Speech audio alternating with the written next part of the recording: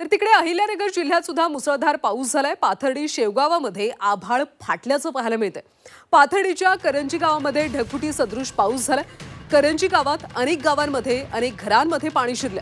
प्रशासनाकडून मदत आणि बचाव कार्य सध्या सुरू करण्यात आले। शेवगावमधल्या ढोरेगाव जवळचा पूल पाण्याखाली गेला। पूल पाण्याखाली गेल्यामुळे अनेक गावांचा संपर्क तुटलाय। अहिल्यानगर जिल्ह्यामध्ये सध्या मुसळधार पाऊस सुरू आहे। पाथर्डी आणि शेवगाव तालुक्यामध्ये ढगफुटी सदृश पाऊस झालाय। पाथर्डीच्या करंजी गावामध्ये अनेक घरांमध्ये पुराचं पाणी शिरल्याचं पाहायला मिळतं।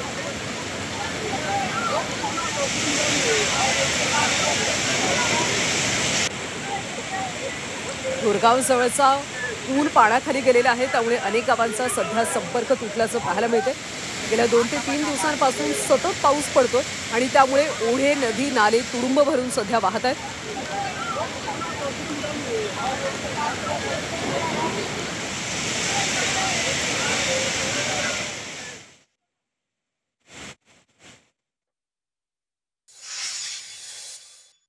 नंतर 4 वाजल्यानंतर पाण्याचा एवढा सुळसुळाट या ठिकाणी झाला। 4 वाजता ज्यावेळेस माहिती कळाली त्यावेळेस आम्ही सगळेजण गावातील मंडळी या ठिकाणी उपस्थित राहिलो। या ठिकाणी आम्ही पहिलं तहसीलदार साहेबाला, प्रांत साहेबाला, खासदार लंके साहेबाला फोन करून या ठिकाणी पूर परिस्थिती संपूर्ण पाहणी दिली। नगरची एनडीआरएफची टीम या ठिकाणी 2 टीम या ठिकाणी दाखल झाल्या।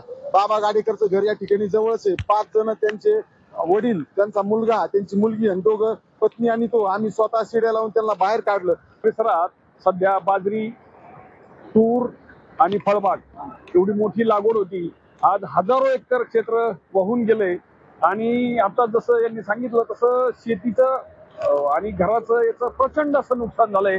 आणि ही जी ढगफुटी झाली म्हणजे ही 50 वर्षात इतकी मोठी ढगफुटी झाली नव्हती, त्यामुळं एवढं नुकसान झालंय।